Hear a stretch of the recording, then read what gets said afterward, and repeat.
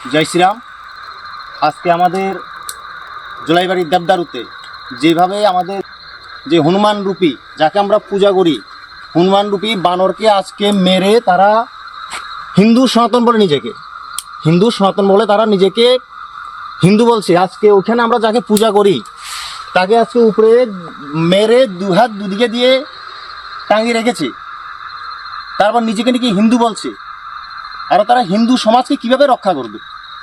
আজকে তাদের জন্যই তো আজকে হিন্দু সেকুলারিজম, তাদের জন্য আজকে আমাদের হিন্দুরা আজকে এই পথে চলে আসছে দিন দিন।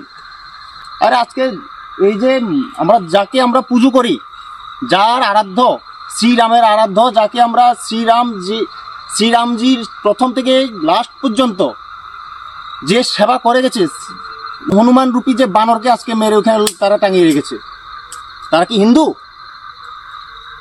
আমার তো মনে হয় না তারা হিন্দু, তারা সেকুলারিজম করছে। আমাদেরকে দেখে তারা খেপাচ্ছে বজরং দলকে।